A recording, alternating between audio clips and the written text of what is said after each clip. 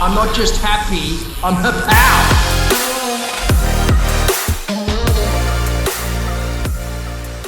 This is Power Up Life, the podcast. I'm your host, Gianna Lucas, co-founder and CEO at Hapow, the social enterprise that powers this podcast. We help you slay life in high school, uni, and beyond.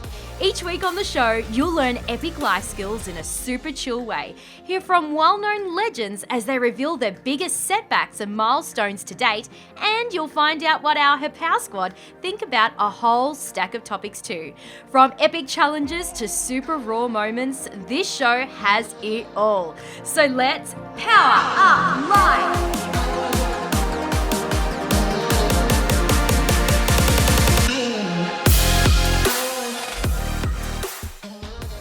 I'm so excited to introduce you to our first guest on Power Up Life. This guy is one of the most talented, selfless, and passionate people I've got to know. Meet Jules Lund, one of Australia's most well-known faces in the media industry. Jules was born in 1979. However, you think he was born in 1999 because he's young at heart. After finishing high school, Jules studied graphic design, photography and film before winning Fox FM's 15 Days of Fame competition back in 2001, which launched his media career. Jules has hosted some of Australia's biggest TV and radio shows, working alongside Fifi Box, Sophie Monk and many other household names. For not one, but 8 years, Jules was a presenter on Getaway, Australia's longest running travel and lifestyle TV show. Travel, the good old days, hey? These days, Jules is the founder of global influencer marketing platform called Tribe. Since its launch back in 2015, Tribe has seen huge growth with offices in New York, London, Sydney, and Melbourne. They also get to work with many of the world's biggest brands. But here's the thing. Jules was a troubled kid in high school. He went through some stuff and he admits he's still learning life lessons today. Jules and I chatted about everything and anything, and one thing's for sure, he has one inspiring story to tell. But before we get started, in case you're wondering, yes, the guy who's Not just happy, I'm a pal. is in fact Jules Lund. Now that's cleared up. Let's power up life. Hey Jules, you're in your Tribe office with your fake fur wall behind you, or not fur wall, plant wall. It's looking great. I would prefer a fur wall. It'd be like something out of Gracelands. Elvis has a famous jungle room and the carpet is about like 6 inches of fur. So if I had that on the wall, that would be rad. And it would also be nice because people will want to touch it. You know how people love touching these things? They're tactile. Yeah, that would be me. Disgusting in a COVID era, just 2020. Don't touch it. Don't touch that. 1.5 meters back from my fur wall. Well, fortunately, no one is touching the fake plant wall. I can see you're in your boardroom and there's no one around you. So you're practicing social distancing. So well done. Thank you. Yeah, there's no one in the office whatsoever. So it's quite nice. It's funny when everyone is in the office, I sort of go home and work from there. And now when no one's in the office, I come in here. It's perfect. I can avoid people my whole life, I believe. I love it. I love it. You're in a lot of people's faces a lot of the time. So you need your solace. You need time for yourself. Although you are a father of a couple of girls. So that's what I say to them. I don't have time for you. I've already spoken to people today, and you two are not even able to keep it with my level of conversation. Therefore, You don't even get a look in. And sometimes I don't look up my phone when I say that. I say, shut up. I'm playing Candy Crush. That would be a Mario Kart for Brendan in Hapow. That's his go-to. So that's you and Candy Crush. I like it. Now, thank you so much for coming on the Power Up Life show. I have a load of respect for you. You're an absolute legend, Jules, and you've been a big supporter of us here at Hapow already in our very early inception. So we just want to firstly say a big thank you to you and, of course, coming on the show. I want to go way back, though, because I know that you look young, but you're not that young. So I want to go back to your childhood. Young Jules, say teenage Jules, what was life like for you back then? Were you loving life? What was going on? Yeah, probably a bit too much though. I mean, there was levels of my teen life. there was quite a transformation in there. I was speaking to my wife about this the other day, but I think in my early teens, I was pretty geeky, and I loved just aiming for the A pluses. And then I sort of had some challenges in my family life, and I started to act out and started to cause a lot of trouble, close to getting booted out of school. I had a 5-year bond for graffiti, and getting involved in all sorts of other things that weren't entirely healthy, and could have very well gone down that path and just stuck my finger up at the world. And then I was able to meet Jim Steins and Paul Curry, who founded the Reach Foundation when I was in year 9. And yeah, they just completely turned me around. I had some other great opportunities where I had some teachers that sort of, saw the real me amongst the shithead. And they gave me some opportunities and, invested in me, and I rose to the occasion. And so very quickly, I did a lot of leadership courses because I just enjoyed them.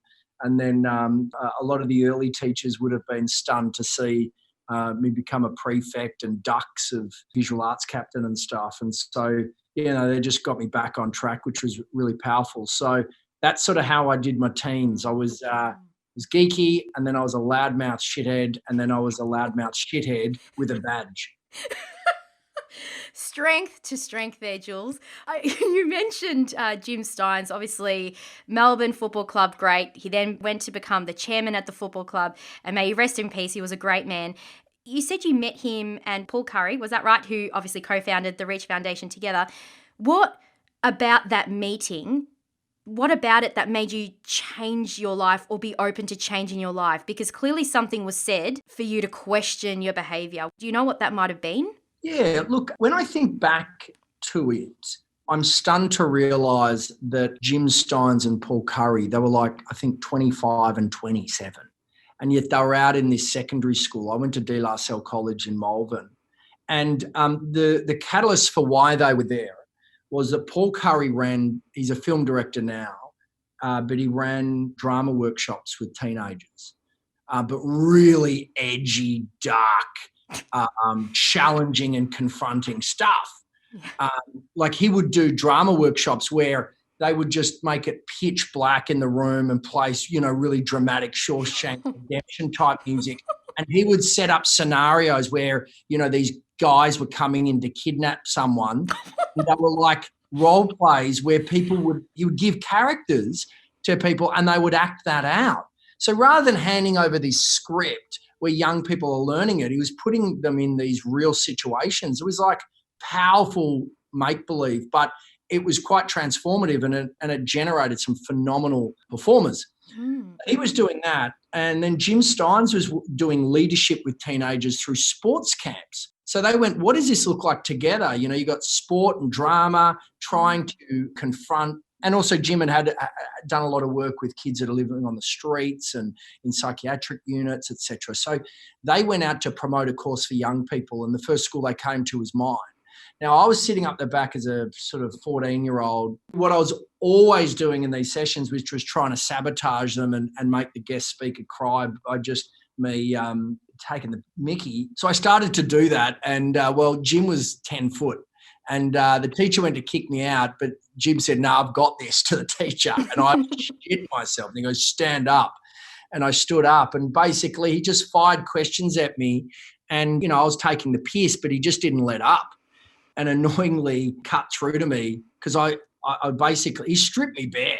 And it was basically like a slap in the face with a pat on the back. But he essentially said, what do you want to do with your life? And I didn't know. And he said, asked me a few other questions, and he just didn't let me squirm away from the answers.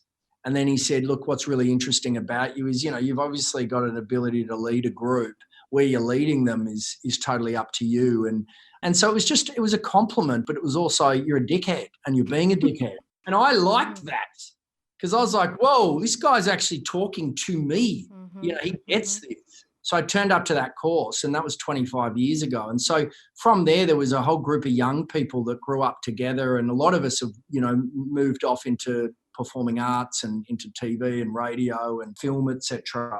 We grew up together, and then we we became the leaders and the facilitators. And then, we worked with younger people, and then those younger people became facilitators, and they worked. And, there would be a million odd young people across Australia that were able to sort of tap into that which Reach provided, which is not revolutionary, and it's not even exclusive to Reach. There was two real things to it that I thought was just phenomenal. The first one was just genuinely a safe space. You could come in there and you could honestly talk, and no one was going to judge you, where you couldn't do that at school. And there were, 25 years ago, it wasn't cool to talk about your feelings. There wasn't like mindfulness or mental health and this stuff. It was like the church had Sunday school, the Scouts had theirs, and then there was nothing in between for people that didn't belong to those groups. So this was edgy. So you had the safe space, and then you also just had people a little bit older than you, right? A little bit older than you that you looked up to, and that they were positive. So you had these mentors, and so that was rare as well. So just those two things alone can change people's lives. How many lives do you think you've indirectly changed through sharing your story, not just at Reach, but at events and things like that? Do you have an indication? Do people come up to you and say, Jules, you really impacted me? Your story really changed me or supported me when I was in a bad place? I sometimes go to drama classes and pay people to walk up to me in the street and tell me that, because it feeds my ego. You ask how many people have I changed? Well, my wife would say I've changed her life for the worse.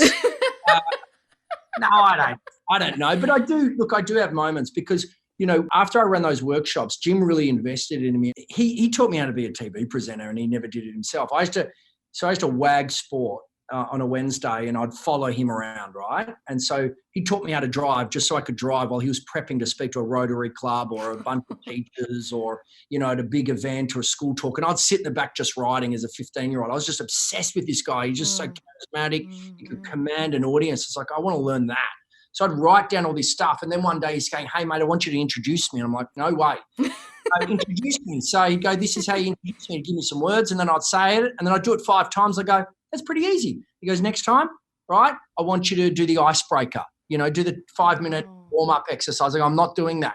Then I'd do 5 of those and go, that's easy. And then before you know it, I was in my old Valiant, as a year 12 student, going out and running workshops by myself all across Victoria for other year 12 and 11 and 10 year students, doing these really powerful 90-minute life coaching sessions. And it was phenomenal. And so I did that for 10 years, and that was the best job I've ever had. It was the most satisfying. I'd get in my car at the end and I'd meet the most incredible young people that were courageous and brave, that in an environment of school where you just have to be smart ass and superficial, these guys would stand up, and I'd watch like one comment or, usually the smart asses like me that would actually go, you know what, there's something in this, and then they would commit to it, and they could transform their whole year level in one moment. And I believed that it changed my life. So I really had the belief to go out there, then I moved on into TV and stuff. But occasionally, the other day I was at a servo, and this guy was massive, big red. Did you say servo as in a petrol station? Yeah. The servo, sorry. For your international listeners, the station is what we call a gas stop. So, this guy was massive, and he's staring at me while I'm pumping up the gas. I'm thinking, this is uncomfortable. And then he just walks over to me, and he just gives me this big hug, and he just goes, man, you saved my life. Like, I remember that workshop, because the workshops used to be really, you couldn't do them now. There'd be psychologists would step in and say, mate, you ain't trained to make 150 people cry and then go to science class.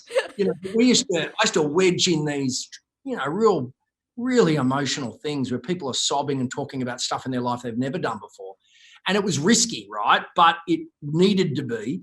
And, a lot of people every now and then, because they would now be a lot older, they small moments in your life can just change your complete trajectory.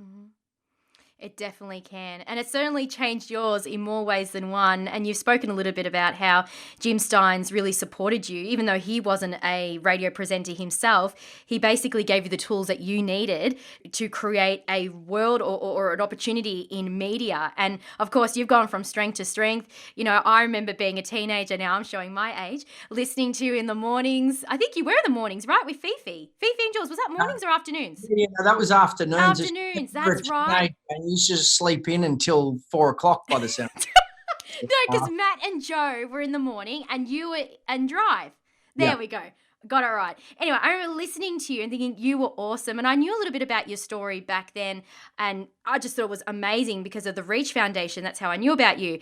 And I just want to say that I just think you've been able to be such a great example to not people just in the media industry on how to be professional and empathetic and kind, but also in the work that you do in the youth space. And now, of course, you've forged an amazing career as a businessman, entrepreneur, being the founder of Tribe. How have you been able to transition from the youth space to radio to TV to entrepreneurship? Was it a very fluid trajectory, or was it something that was very staccato? And like, how would you describe the experience? Nothing's fluid, I can tell you that. Changing any path, there's a lot of bush bashing. But What's bush bashing? I'll catch up. You're an Aussie for God's sake. I don't know. I feel like I'm at school again and learning from our English teacher, Jules Lund. This is like slang dictionary. Like, so maybe I'm just old. Am I like where you use Cockney, you know, your tit for tat you had? Am I the tit for tat. I know tit for tat. I know that. Anyway, bush bashing. I'm not going into it. But my point is that what's fluid about it is my interest. So what comes first is inspiration and excitement. And I see something and I go, imagine if I could do something like that, right? That's the easy bit. And then trying to make it happen is horrific. But that's the lesson that I was taught by Jim and haven't nailed it. But well, you have kind of nailed it. In your head, you haven't nailed it because you see all the flaws in your own brain. But someone on the outside looking at you and what you've been able to create for yourself, I see you as a genius. Yeah, well, I'll take that. And you should say that louder. But, I'll put an echo on it when I edit this up. Right. I see you as a genius. Can you put that in the intro? I'll put it on social media for you. How about that as the best bit? Social media, yeah. That's right. I built a whole company on it. So, yeah, that's good. Anyway, my point is being comfortable with being uncomfortable. What I say is I haven't nailed it is that I'm pretty uncomfortable with being uncomfortable. To be honest, I'm exhausted. Like you asked me, you know, before we even started, how am I doing? And I'm like, you know, first half of the day was horrific, you know, and then this second half of the day I feel invincible. Because I'm talking to you. Yes. It's a pal. A combination of happy and powerful, Jules. That's right. Exactly. You know it. You know it. If you want to get your pow, get down to the survey and stop your bush bashing on the way. That should be our new slogan. Anyway, we're losing people. We're losing them. Comfortable with being uncomfortable. So in terms of moving through it, I have always enjoyed in my life, but as it gets harder and harder, I like to lean into the unknown, right? So I like big, audacious, hairy ambitions and to go, right, I'm going to tackle that. And like this latest thing is a marketing tech company, and I haven't studied marketing and I don't know a lot about tech and I've never run a company. So it was pretty naive and it's been harder than I thought. And it's taken more energy than I thought. I just have to remind myself that I may not get anything out of the end of it, but as with most things, it's not what you get from it, it's who you become. And I feel like it's completely humbled me. It's taught me huge amounts about working as a team, about working and collaborating with different personalities, about fear, living with tension, lots of other things. But I think early on in life, I got some really good wins. You know, I went from working with Jim and having such an incredible mentor to go, hey, why don't you go and have a big swing at things? You know, then I won a radio competition. So I got on radio, and then I with that momentum and confidence, I got Getaway that I worked in TV for 10 years. And then from that, I went back into radio and had a ball. and completely took all of this stuff for granted. How do you think you took it for granted?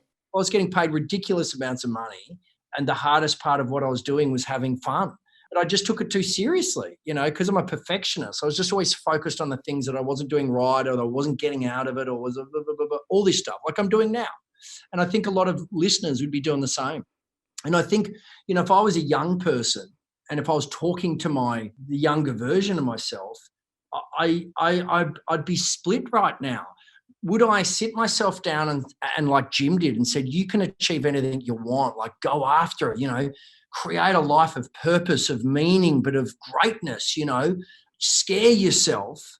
Or would I say, nah, like just make ends meet, earn a bit of money, but don't overreach, because, the idea of a comfort zone is when you step out of your comfort zone, you're uncomfortable. And you know what? Maybe you should just, not try to be everything, because after a while you start to want too much, right? And desire isn't always great. Mm-hmm. It's really good to just be really content and wrap with where you're at. Whereas gratitude. But I think what I'm learning and what I've lost in the process is I'm so future focused about what could be that I just keep missing what is. That's the best bit right there. Put that in the intro just after actually put that first and then say Jules is a genius. Nice. That quote. Yeah. Hashtag quotable. I think it's very, very true, because I see, even though you're a guy and I'm a girl, I see a lot of myself in you, in that I'm a bit of perfectionist. I'm a futurist. I get I was going to say I get expired, but more inspired, not expired. And I'm very creative, and I love doing things and being proactive and on the front foot. And, I get excited by having lots of things going on at once. At the same time, though, my biggest challenge is also slowing down and enjoying the process, rather than it feeling like I always have to be moving at such a fast pace. So I get exactly how you feel. And like you said, there'd be people listening right now that are like, yep, that's me. And you don't have to be your age or my age to feel like that. I remember even when I was younger, in my teenagers, I'd feel like that. And so I'd love to ask you, with everything that you are learning, because you are saying you're learning at the same time, what would be one tool or advice you'd say to a person right now, say a young person listening, to say, learn from my experience? If there's one piece of gold, a hashtag quotable, what would that be that you'd like to give to help them through their tougher times? I love creativity. I love inspiration, right? And what I've seen over my life is I've seen two types of people. One type that have these lightning strike ideas, and the enthusiasm and motivation is unstoppable, right? And they enroll a lot of people in the idea, and they excite people and they get there. But then it gets really hard and really boring, often really quickly. And there's no wind in the sail anymore, right? The only wind in the sail is another wind, and then you get more momentum, right? But the reality is that in most great ideas, no matter how simple the idea is, the slog, it's really tough. And what you've got to ask yourself, is the slog worth it? Then I've seen those other people, right? And these people, there's a different type of drive. So yes, they have their inspiration, and they come and they would have done, like for me, I had inspiration all through my life and tried them and failed, 15 things, and they're great. They're all like practices, right? And then you just get one, and then you go, this is my one. And took me to get to 35 before I had the courage and the maturity to do that, right? But only because up until that point, I was part of a cog in other people's wheels, and it was huge, and it was still serving me. I was getting paid to fly business class around the world for 10 years. So, Do they fly you business class on Getaway? Yeah. Yeah. I didn't know that was a part of it. That's pretty awesome. Side note. And so it was just so good. As a young 20-year-old, I never deserved that. So you clearly, no, I take that back. You thought you didn't deserve it, but somebody thought you did, and that's why you got it. Yeah, we conned that, didn't we? So then those are other people which are, and as they say, success is born from the person you are when no one's looking, right? Mm-hmm. So there's just a huge amount of just looking after the little things so big things happen, like big compromise, just consistent, bang, bang, bang. And that's tiring and that's exhausting, but it's really critical. And every business owner knows that. So the idea gets you to bite off more than you can chew. And then sometimes you feel like you're stuck in there. And so I suppose my one big lesson that is probably mean and against, and what I probably wouldn't want someone to have told me is just have your creativity, right? And have your big idea, but make it achievable and then grow. So rather than biting off too much, and I think about that now with business, I've seen in business how to do that, right? Because having the idea, the big idea, and then pinning it to that is just not fair to yourself. It's not fair to the universe because you're just demanding too much.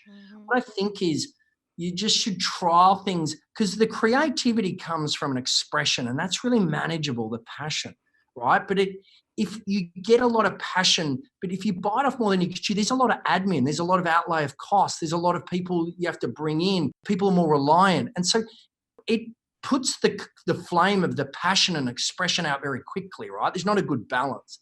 What I would say is you just invest in what you love. Like people used to say to me, I want to be a TV presenter on Getaway. Oh, how do I be a TV presenter? I say, start presenting on TV. You don't need to actually be on Channel 9 to be a TV presenter, but just become a presenter. Get on YouTube and do your channel. And if you're good, it'll grow. So my point is like, rather than go, I want to be the next XYZ, that XYZ didn't start as XYZ. They grew to organic. The same reason people say, I want to be an influencer. I say it's too late.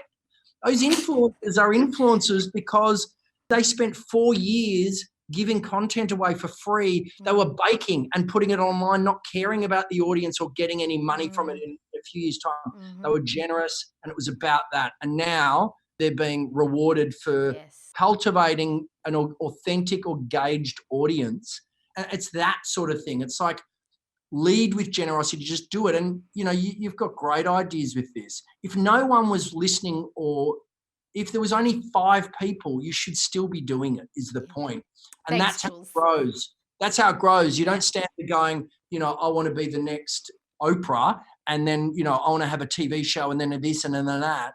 Because that's what I did early on and it was terrifying. You know, Jim was a, you know, Brownlow medalist. There was all these other successful people around me. And admittedly, I was able to reach one of those goals, but I watched also other people around me that had really humble, fantastic expressions, but always felt inadequate because they're comparing themselves to me at the same age doing something else. So it's just, my lesson is it's the passion, the creativity, but do not make it harder for yourself by trying to be too ambitious. And I know that sounds counterproductive, but it will grow naturally if it's of value to people. And that's a really more beautiful growth spurt that doesn't come with self-loathing and judgment or this sense of inadequacy or fear of failure. Oh man, everything you just said just completely resonates with me on every level. You're right. When you lead with passion, and I think it all comes down to intention. If your intention is to serve, is to be a good person doing good in the community, and by that you are serving yourself, you're doing something you're truly passionate about that sets your light on, what is it, sets your light alive? I don't even know. I'm really shocking today. Yeah. Sets you on fire on the inside, obviously, not on the outside, then you're onto something. And if you continue to follow that, things will happen. It doesn't mean there won't be bumps in the road because even in my own life, I've had a bazillion bumps and humps and trumps and trumps especially, you know, but you just don't give up. And I think passion is the fuel that allows you to grow. And even when it gets tough, you don't give up because your intention is in the right place. And I think you're right. When you're doing something to serve other people and the greater good, it all comes back to you. It's so true. Well said. But also passion wears off too. I mean, it's the driving force, but that there's sparkle and everything. You got to expect that all that goes. So you'd want it to be passionate. You'd want it to be an authentic expression. You'd want to care about the intent because that's all you'll have when the going gets tough. Yes, that's exactly right. Especially when everything's falling to pieces. In the end, it comes down to you and your mindset. If you're in a strong place and you can see where you want to go, that's going to keep you on the right track. Well said. Well said too, Jules. Well said. Don't you go anywhere, because right after this, we're going to talk a little bit more about gratitude. You're listening to Power Up Life, a Hapow podcast. This week, we asked you what you would like to learn more about that can help you in your adult life. And here's what you had to say.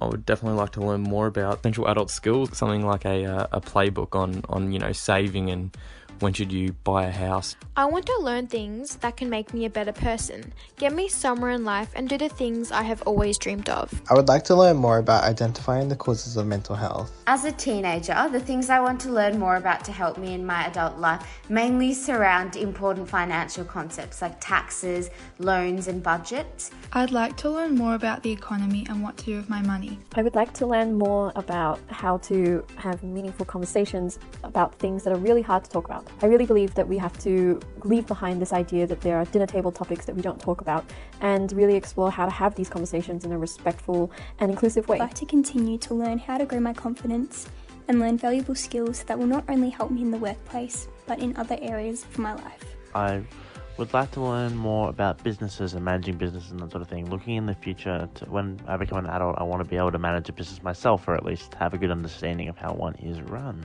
I'd love to learn more about investing and financial literacy and begin the road to financial security. I would like to work on my personal self-confidence and improve my goal setting in order to help me in my adult life. I'd like to learn more about taxes and finances and how to cook. I'm Carissa Shale, and that's this week's talk topic. Got something to share? Drop us an email. yoursay@hapow.com. Power Up Life is a part of the Hapow Podcast Network. Okay, Jules, I ask every interviewee that comes on the show, I say, tell me one big thing and one small thing you are grateful for. Now, the big thing can be anything and the small thing can be trivial. It's what matters to you most. Okay, let's go. Big thing. What's that one big thing that you're grateful for? Right. I think the big thing is, apart from my beautiful wife and my best mate, Sammy, who is critical in my sanity, I think the thing that one of the things I'm most appreciative for is that my two girls, Billy and Indigo, like each other. I don't like them, so I'm glad they like each other, because it just takes away any responsibility. No, I love that they like each other. You can't take it for granted. Like, they enjoy each other's company. They laugh, they giggle, they play, they have fun. Admittedly, my 7-year-old is stronger than my 10-year-old. So go beats the crap out of Billy. And even Billy, I think, just laughs and acknowledges it, she said to me the other day. But I just love that they like each other. And because they like each other now, they'll always like each other. And it's not a gimme. I think that's absolutely beautiful. I don't have kids, but I do want to one day. And I'd like my kids to also like each other as well. So... There you go. When you see them turn into each other and have their own experience, you sort of don't imagine it. You know, when you're having kids, you have one kid and you imagine yourself having a relationship. You have another kid, you imagine it, but you forget about the ecosystem, and it's really special. And when you drunk out the back and you got your pants off and you're exhausted and you've just been screaming at everyone and throwing bottles against the wall out of pure anger for your fourth day straight, it's just great knowing that that there is still love in the house. That's good. It's just not coming from you. Yeah, exactly. I like it. All right. One small thing you're grateful for that maybe people take for granted or that other people think is silly. Or maybe it's not silly. That's fine too. I like colours. Okay. That's a first. Okay, you like colours. Yep. I'll tell you what I mean by that. Like textures, crayons, pencils. What are we talking about here? What I'm talking about is, if I look outside right now, so I'm in Albert Park Lake in Melbourne, Victoria. You have a very nice office. There's a beautiful lake and a beautiful blue sky, and the sun is sort of setting. And so for me, I feel like I can have seasonal depression. I feel like people talk about, living in London and they get really depressed because it's great, right? And I don't think it's the cold. I just think it's the lack of colour. And so when I lived in North Bondi in Sydney, there's magic light. The colour is just, the sunlight is just phenomenal. It's just so beautiful. And I think it wasn't the warmth of the sun on my skin. It was the fact that it just turned everything on. right? And I think that's what makes me happy. I think that's what triggers all my chemicals. And so, when I look outside right now and I'm about to go for a run, that's something I don't take for granted, which is the colours outdoors. And that's why I wish I lived outside of Melbourne. Because there's not enough colour. Because it's rare. But, I love that. Now that makes me think that your tribe logo is quite colourful. Like behind you, I can see the neon sign. It's obviously white, being tribe, and you got your blue, your red, and your green. Is that why do you love those particular three colours? Do they mean something to you? Yeah, well, I designed that logo and I chose colours. My favourite colour is hot pink. Good choice, mate. And I love the Power colours. I mean, Thank that you. for me, your branding, I think, is phenomenal. And it was always my trick also when I was super hungover. So when I was here's a little tip for the young'uns, when I'd get really hungover and I'd be turning up to work. Those that are 18 and over, Jules. Yep. Yeah. I had my first drink on my 18th. It was great. And I would wear bright colours. So I would get out on the piss and I'd have to turn up to work or something and I'd just wear the brightest blue or red or whatever. And I reckon people just thought I was energetic. I mean, I was dead inside, but I reckon that really covered me because I just looked like I was bright and colourful. I love it. I have a few friends that say that when they put lipstick on, and I'm exactly the same, you naturally feel more awake. You feel dressed up. Like I'll be in trackies. I'm not wearing Linny Lippy now, though. I haven't had time to put it on today. But I know when you wear your mascara and your eyeliner, you always feel better about yourself. So I do. That's exactly right. All right after this, we're going to do our challenge. Now, I know you've done a lot of challenges in your time on radio. I guarantee this will be the best challenge you've ever done in the history of media. Wow, that's going to be really tough. But let's go with it. Okay, awesome. Loving this episode? Let us know. Leave us a review via Apple Podcasts, Spotify, or wherever you listen to your podcasts. The reason why I get Brendan is because he adjudicates. Oh. Yeah. So here he is. He's the big man. He just got a haircut. Hello, mate. Nice do there, huh? Yeah, new do. COVID do, I call it. How old are you guys? Because, Brendan, you look like you're about 22 and Dana, you look like you're about 17. So, well, you're close. You're pretty close. How old are you? We're both turning 29 this year. 29. Grow up. Listening to this must be horrific for anyone right now. You're better than this. Yeah. All right. So now it's time for the challenge. Now, how this challenge works, well, there's different ones we do throughout each podcast. And for this one, we're calling it rapid fire. I'm sure you've done a rapid fire before. Yeah, but I'm no good at them. You can think fast. Yeah, but not if someone says think fast. So what if I say to you, don't think fast? Will you be able to think fast? I think so. Stumped you. All right, so basically, we're going to give you... That was thinking fast and performing slow. Oh, that was you being lame. Oh, sorry, I didn't realise. That was a lame joke. That was a dad joke. My bad. All right. Okay, so we're going to give you 30 seconds. I'll be given 30 seconds.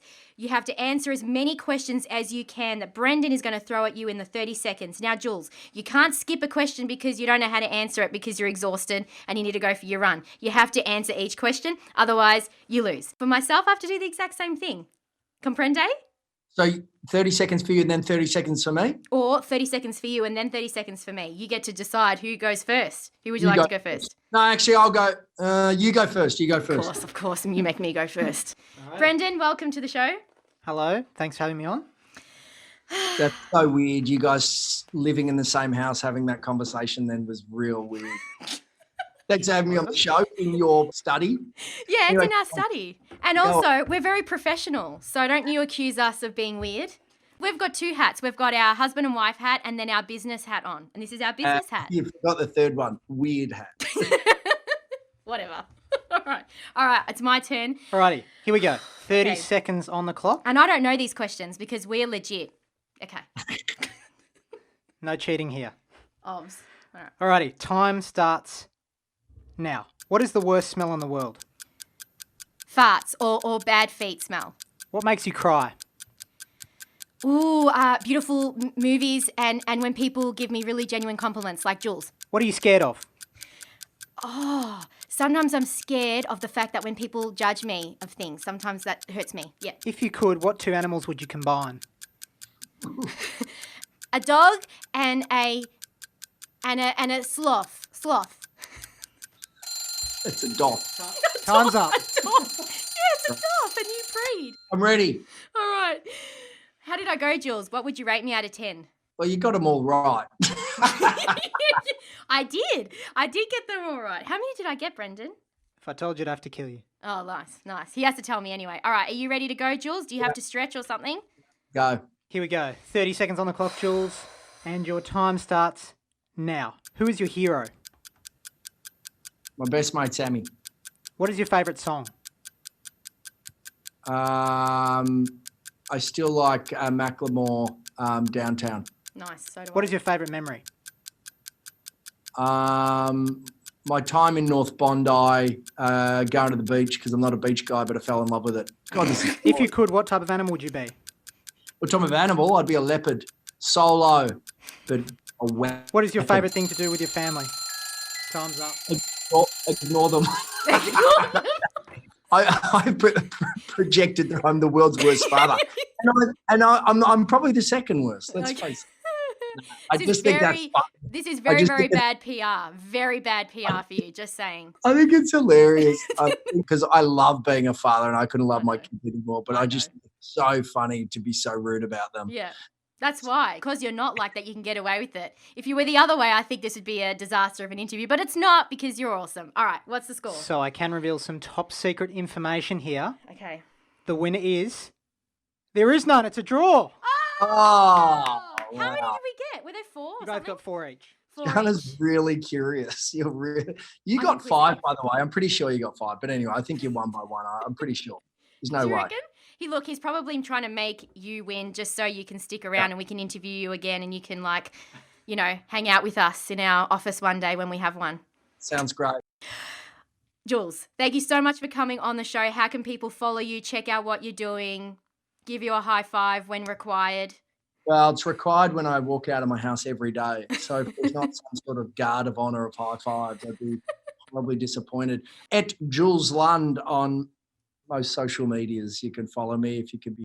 Yeah, and also lovely. And you've also got a blue tick, so they know it's you. So if there's a Jules Lund _, that's not the real Jules Lund. So there's only one young girl in South Africa called Jules Lund, and the poor girl has been smashed because I beat her at the post with every social media. Does she have a big following? No, but I remember years ago, like if I'd search my name, this girl, she was young now she's probably a superstar. She's awesome. But she doesn't have a blue tick. So, and I remind her about that often when I message her at Jules _Lund. Can I just say also, she probably looks at you and feels sorry for you. Thanks for coming on the show. As I've said a million times, you are an absolute legend. I have loads of respect for you, as many Aussies do. Keep up the great work. Keep building your empire and also building your heart empire as well. Have Power is awesome. Like I love what you guys have done. I love the branding. I love the concept. And I actually think I've learned a lot about your smart ideas that you said before we started this that I'll steal. I take that as a compliment. Just don't start the same business as us and you can do whatever you want with them. Thanks, legends. Bye. Bye, Brendan. See ya. Jules Lund, what a legend. He seriously cracks me up. And funnily enough, he wakes me up as well because he helps me see things differently. He has such a wealth of knowledge and really has a desire to help others and make a positive impact in this world. So what did you think of this chat?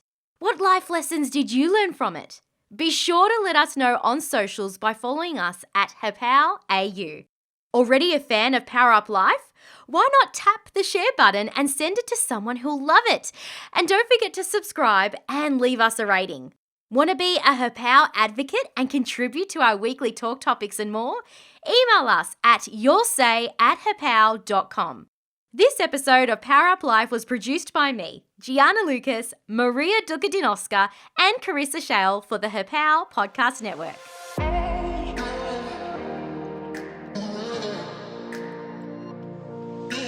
Thanks for tuning in to this week's episode of Power Up Life, a HerPower podcast. If you loved this episode, be a legend and leave us a quick rating and review on your fave podcast app. Dive into the show notes for all episodes on our website, hapow.com/podcasts. Catch you next time, and remember to power up life.